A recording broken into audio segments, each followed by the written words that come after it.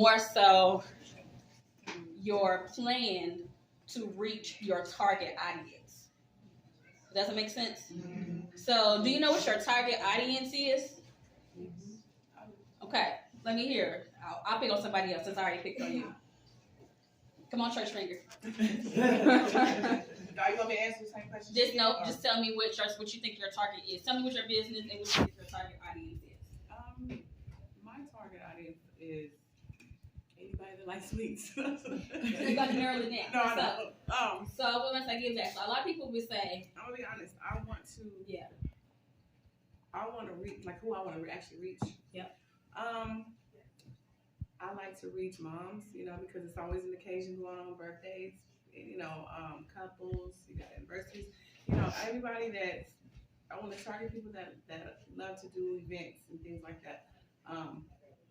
When I finally get a brick and mortar, I really want to target the Hoover Heights area because as I've been researching, there is not a bakery in Hoover Heights at all that can make the cakes that I do create.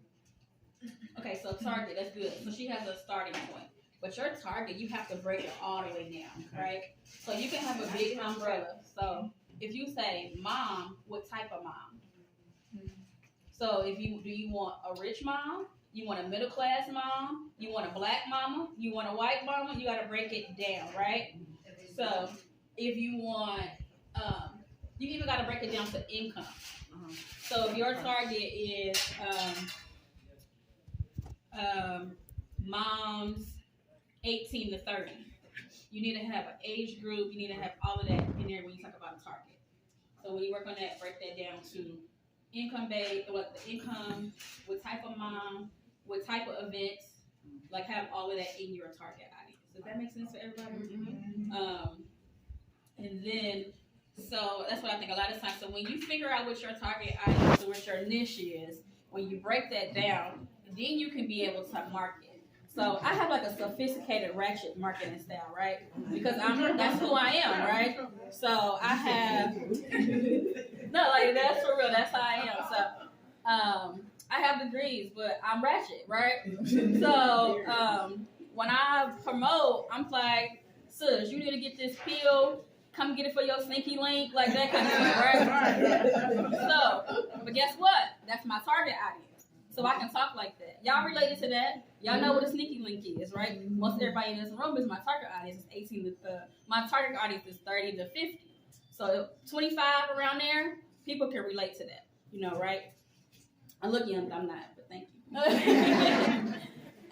But yeah, so I know what I can say when I can't say. So I couldn't say, if I go to a church, my message got to be a little bit different. So you have to pick, you have to know what your target audience is and how you can relate to those people, right? So I know today, she recorded me. Hey, girl. So I want to talk about that. So when you talk about marketing, people also think it's just Facebook or social media. That is a big part because of the world that we live in right now, right? We live in a social media world. We have the world at our fingertips. But what happens if Facebook and Instagram shut down today? What would be your backup plan? You have to get in the field. So, Get out there. the first thing you need to do is have a website. I have seen too many business owners who only operate on social media. Even if you think nobody's going to use their website, but guess what? They will. And for me, I don't have time to talk to people in their inbox.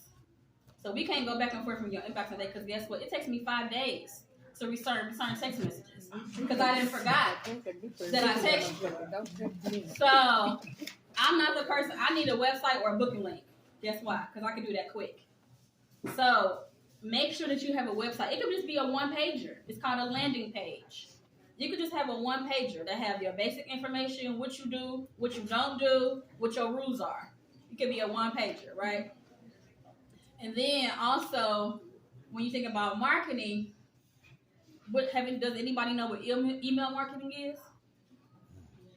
Isn't it like sitting down on a subscription or stuff like that every month or week or something? You can do it however you want to. So I try not to oversell send emails, but some people you can send them out every day if you want. You can send them out once a week. You can send them out bi-weekly. It's just whatever you think works for you, and it's your time. So you need to figure out what can you. And when I say when you do email marketing, you got to be consistent. Don't just do one email this week and then you wait until 4 weeks later, because guess what? They forgot about you. So make sure that you do, when you get up there and you do email marketing, something that you can be consistent. There are free sites for email marketing like MailChimp. That's somewhere good to start for like a free site. I don't know how to pronounce it, but it's called Kalivo, I think. Klavayvo.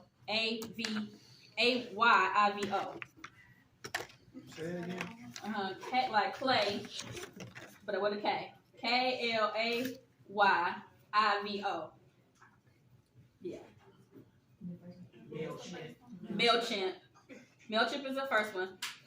When you get a website, I'll say when you get a website, your website should have apps, and your app should have an email marketing. Your website should have an email marketing built into it. So if you get Shopify, who you use, Marty? Who you use for your? Do you use it through Shopify, or you have like a separate one? What was your question? I'm sorry. Email marketing. That's like I caught you off guard. Yeah, I use it through Shopify. So most websites they will have apps, and you can add whatever apps you want to. Some of them are free, some of them you gotta pay for. All right, but some of them, like MailChimp, is free, so that's a good one to start. Go ahead. Question. Okay, I just have a quick question while I'm thinking about it. So while we're talking about that, I create all my own like flyers and promo on the website and everything. But another question I kind of had is knowing what is the best website. Like I built everything through Wix, but like I hear a lot of people say like Shopify and stuff like that. So maybe like knowing. So I would say if you're a product-based business, use Shopify. Okay. If you're a service-based business, you can use any of them. Okay. You can use. I would say the top 3 for a service-based would be I would use Wix or Squarespace or Shopify. Okay. But if you definitely sell products, you should definitely use Shopify. Okay. Because they have more built-in initiatives or like for your products. Okay. And we know we all use shop at some point when you order something from people online. Right. You can find people on that. It's more avenues to find you on Shopify. And Shopify gives out like capitals and stuff like once you build your business up. Okay. So like depending on how much you sell a month or a year, you can get up to $2 million. Yeah. Thank you. That's why I said Shopify is really good if you have products. Okay. Perfect.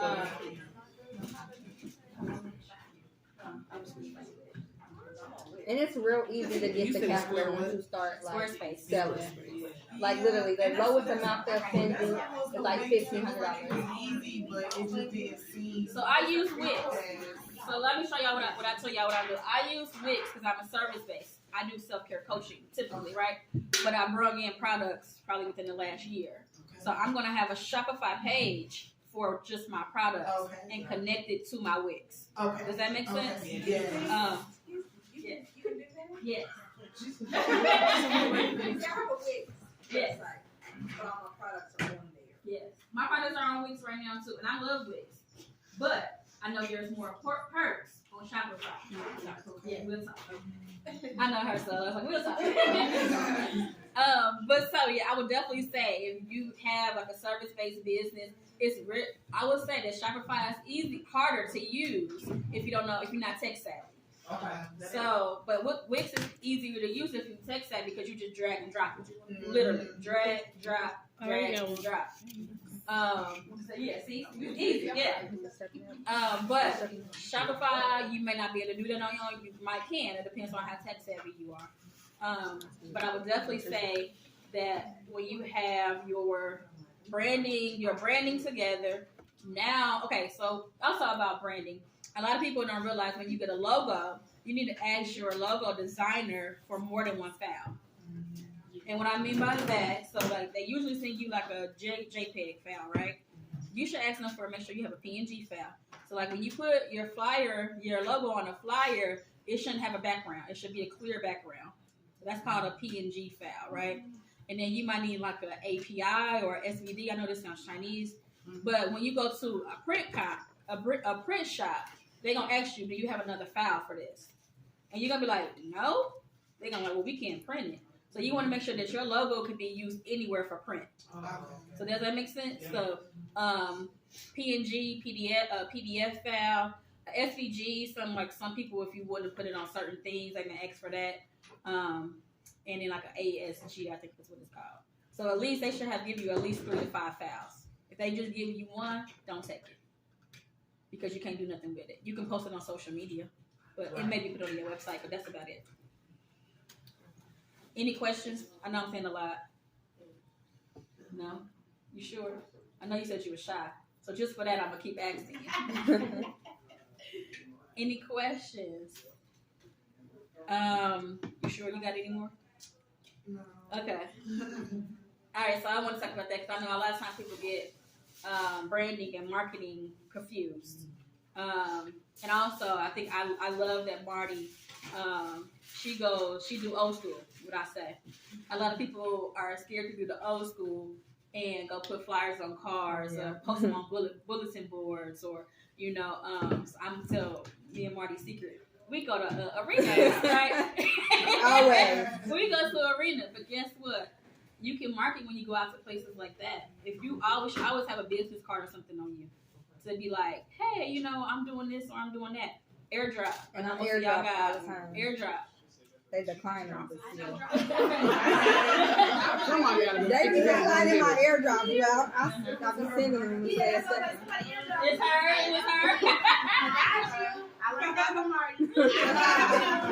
When you in a room with people that you know that's your target audience, guess what? Airdrop. And she does makeup. So guess what? All women in here. Yeah. You gonna want to do makeup get your makeup done at some point. She's my makeup artist. So you want to get your makeup done at some point. So that's what she need to do. It's all women. Why wouldn't I airdrop, right? So that is always old school is always out. It's always gonna pay. You put a flyer on a car. Some people don't read them, but guess what? They gonna remember. Dang, I seen this flyer somewhere. Where is it? So I think that's always a good way to do it. And I always, like I said, have business cards on you or something on you so you can be able to say. And then they might not remember what you do, but they can remember like, oh, I seen this somewhere. Where did I see it at? And then guess what? They're gonna go social media next. I'm like, oh, she's selfish. It's right here. So you always want to put your business in somebody's mind, even if they don't put it on the forefront. It's still gonna be there. So I want to make sure that you all know that when you're doing your business.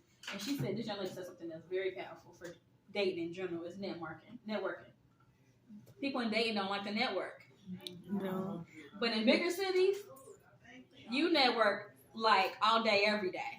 Because there's always something going on. So like events like this, where you can get them for a reasonable price, you should definitely go. Good connected with the city of Dayton. They have Greater Dayton West Incubator. They are for minorities.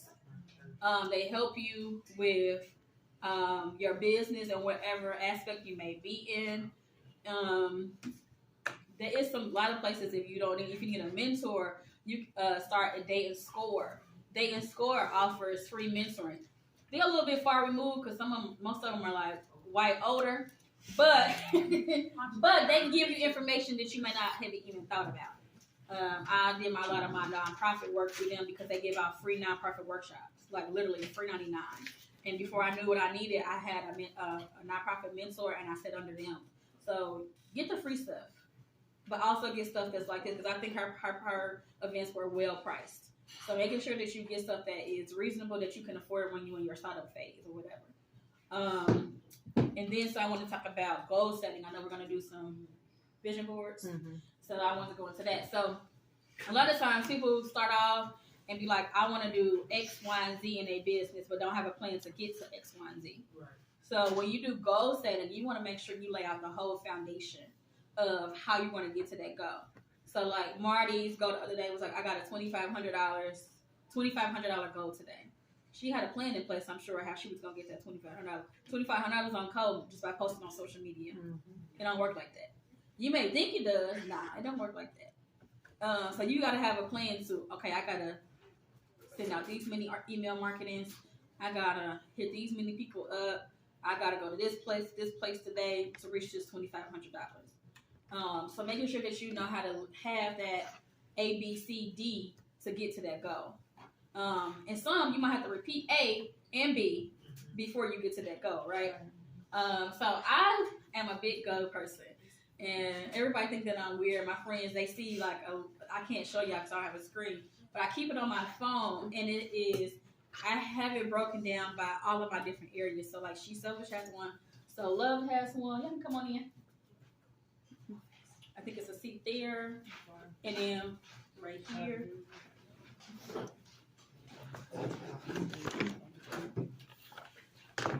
So however you want to reach the goal. So I do my goals by months, but I do them by quarters to break it down. So January, February, and March, I will break my individual goals down, and then I'll have my quarter goals down too. But you have to do whatever works for you. Of course, that might not work for everybody, right?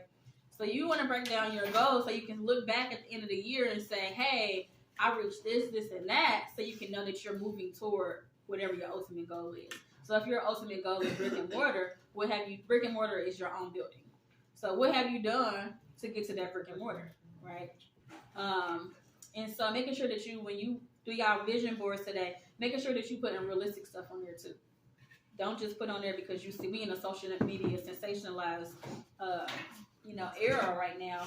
Making sure that you put on there something that's really realistic. Like, I want to serve 1,000 people in 2013. That might be realistic for me, but it might not be realistic for somebody that's just starting out. You know what I'm saying? So I've been in business from 2017, so that might be easier because I have at least 100 contacts on my email list. So that might be easier versus somebody who got 100 contacts. They might only be able to reach 100 people.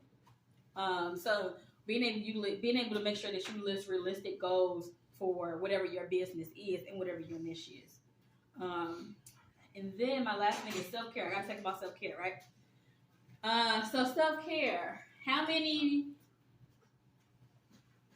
have some form of a self-care practice going on in their life currently? I see 3, about 5. About 5 of y'all? Okay. Tell me, somebody can set up, it don't have to be, I'm not gonna look at y'all. But tell me, what do you do for self-care, or what do you consider self-care? Who wanna go? Go ahead. A long time. Okay. A long time. And tell me what that long time looks like for you. And you said you had 4 or 5 kids. 4. I told you I was back there listening. Yeah. I have a house full of kids, 2 kids, 4 dogs. So I need my own time, like my own space, kind of thing, time to group, time to build. So I could take a bath. I mean, put them to bed and just, turn the music on, turn all the lights off, just really get into my own space where I'm not mom, I'm not wife, I'm not cleaning, I'm not doing homework. And really just relax, like just take the load off my feet up, a candle, just Right, that's good. Yeah. So I would say you probably have one of the best answers that I've had, and then what you said you started with was a long time. Yeah. Because a lot of people that I encounter, they think self-care is lashes, getting your feet done, that kind of stuff right there. To me, that's self-maintenance. Yeah. I think that's the difference between self-care. Self-care is really about you, your well-being, your soul care, your mental health, your emotional well-being, right? Yeah. So I think that I want to do that for Black women. I was in a conference one day and they said, Black women take care of everybody else but themselves. Say that. And it was like a light bulb went off, like, we do. And so that was really what started me. And it was like God started me on a journey. He said, you got to go through this season of isolation. And it was like, I have a lot of friends. I'm not one of those people. I'm definitely an introvert. You wouldn't know that. But I'm an introvert and I have a lot of friends. But it was like I was losing friends because I couldn't explain where the position I was or the stage that I was in my life, right? But it was all about me finding out who I was and did I love myself, right? So a lot of times we think that we love ourselves, but sometimes we don't. So I had to get to that point and realizing like what that looks like, and I had to walk it out so I can be able to stand up in front of people like this and be able to say, I've been there, I've done it, right? So self-care, a long time. So a lot of people are like, I don't have time for self-care. And I think you got to make time for it. And so I just started this job, y'all. I haven't worked in like a real job in like a long time. And I was like it's 8 to 5. I said, how do people live a life with an 8 to 5? I literally asked my friend, like, when do you run your errands? Yeah. Like, when do you wash your clothes? Because by the time I get off at 5, guess what I want to do? Go to sleep, right? Or at least put my feet up and watch some Netflix or whatever. Like, I don't want to do anything that requires me to think any additionally, right? So I was like, man, you know, as moms, I can really see why people say they don't have time. But I think you really got to be intentional about your time. So, like, somebody recently told me, like, I don't even have 5 minutes a day. And I was like, how long is your commute to work? She was like, 20 minutes. And I was like, you should probably drive in silence on your way to work. I'm like, that can be your time that you can do affirmations for yourself. That can be your time that you listen to an inspirational podcast. That can be the time that you can literally talk to God out loud, whatever your spiritual beliefs or practices may be. Whatever it is, I think that we have to be intentional, especially as Black women, about self-care. Because I think that we've been taught to give, and give until we're empty. And I always say you can't give somebody anything of you if you're not at your fullest potential. I'm like, don't give people what's left of you. Give people the best of you. So if you're not in the ability to say that, so this is my girlfriend back here. Her name is Claudia. She always says yes. Even at the detriment of her own self. She says yes because she is a giver. She is probably the most extroverted person I know. And I say no for her now. I said, nope, she can't do it. She doesn't have the capacity, but she won't do it. So we're working on that, right? But I know people like that all the time that just says, I was like, girl, you do. So she does HR. So she onboards hospitals around the world. Oh, wow. So she has people, where? Pennsylvania, Louisiana, anywhere you can think of, I have hospitals. Right. And somebody was like, well, can you do this? And she's like, yeah. Oh, and she also takes care of her mom. So she's a caregiver. Wow. She has a demanding job. We travel a lot. We literally go somewhere every month. So outside of that, I'm like, girl, when do you have time? And then she's like, I don't know, I'm gonna do it eventually. But I'm like, that's not the best of you, right? So that is, we always I'm like, girl, you too nice. Like, say no. I'm like, you have to say no. So I want everybody in this room to practice that. This is November, right? November. So you gotta say no in November. We almost over, so do that in December too. But making sure that you say yes. Don't do it December, don't do it December. Making sure that we learn how to say no and only operating out of what's your capacity. If you don't have the capacity for it, say no. And it's okay. Guess what? They'll find somebody else to do it. Somebody else to do it. It's a TikTok. For real. Let me practice. No. The devil is busy. He's alive. Yeah, I don't know if grandmas can say no. I don't understand what that means. And I think it is hard. I think especially as women, especially as mothers, especially as grandmothers, no is almost foreign to us. But guess what? When we get sick, who's there?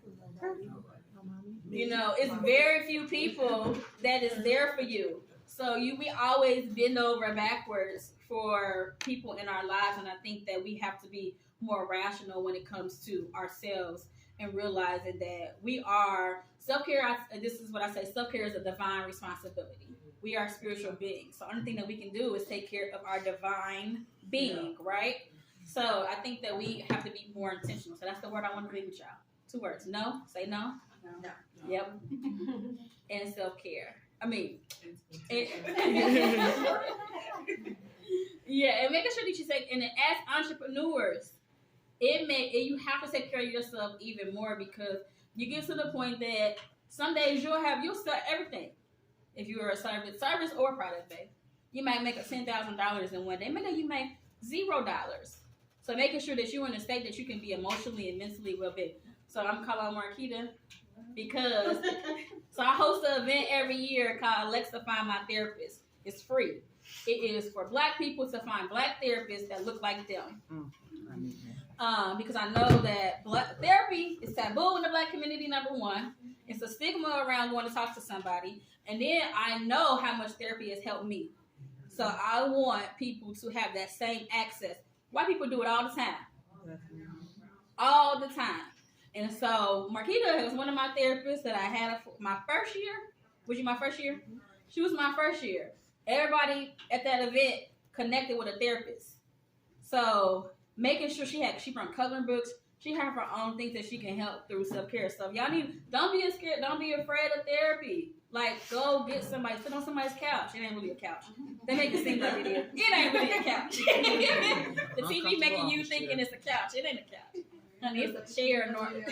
It's either a virtual these days or it's a chair.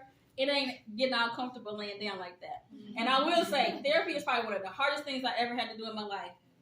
When I say hardest, the hardest things I had to do. Because I'm not an emotional person whatsoever. When people cry, I be like, what's wrong with them? Yeah, like why are you crying? Honey, but I boo-hooed my first year in therapy. And I was just like, what is this? Emotions? Like, so I would say definitely therapy is something that you should invest in as an entrepreneur. Because guess what? You're not going to have a good days all the time in entrepreneurship. You're going to want to give up most days. You ain't going to make money most days. So that is discouraging. So making sure that you connect with a therapist, a group of people, a friend group that can help you navigate through those situations. So I would say, I know I said a lot of points. Today I'm going to wrap it up because I don't know how long I got. I think Marty said 15 minutes. I think I'm over it. I think I said like 30, 45. Okay. So I think I'm over it, but I want to open the floor for questions. I want to, anything, self-care, business related, self-love. You ask me personal questions. I am transparent. I'm a walking book. I don't hide anything. When is that event? It's usually July. Alexa find my therapist every year. It's free. And like I said, you just gotta register because we do offer free food and stuff like that, so we need a head count. Airdrop. You airdrop? Also, you can reach out to me on Facebook, and I'm always helping people to find somebody. Like, if it's not me, I'll link you with somebody. Like, hey, find this person. And I will say, with therapy, it's like dating. You have to date around. You are not gonna find your perfect therapist. You may. It's rare that you find your perfect therapist on the first time. We know we date. It's some kids in here, so I don't want. But close your ears. When you date, you know if somebody is a hit or to quit it. You know if somebody is long term, and that's how therapy is.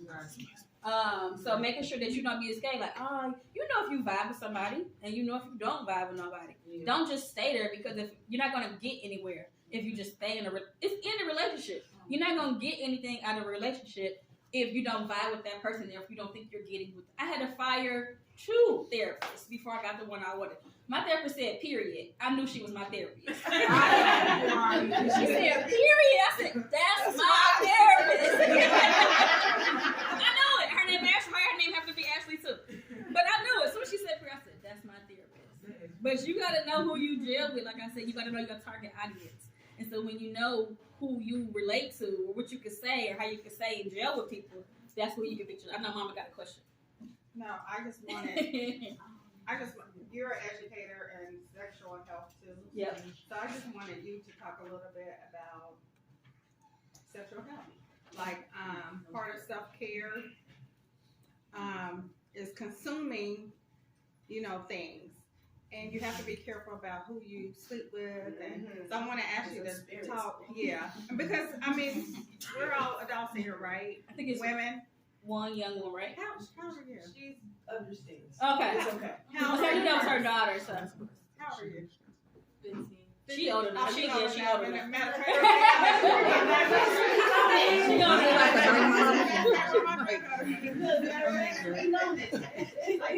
She not. I knew she was coming. No, but I think that's important to talk Oh, about. yeah, and your granddaughter, she's here too. Yeah. She's 17. Oh, yeah, she's older than so, me. So I talk to my primary audience is 18 to 24-year-old African Americans. And I do it on college campuses, mostly black college campuses. So, I do Wilberforce, Central State, and Wright State is the only one, but we target the African American population. By the time they reach me at 18-year-olds, they have already had at least 2 or 3 STDs. And so, I know that the talk needs to start before 18 years old, right? Also, I'll say this: it is Black women are 11 times more likely to get HIV than our white counterparts, and Black women are contracting HIV through heterosexual contact. White women contact HIV through IV drug use. So let that sink in.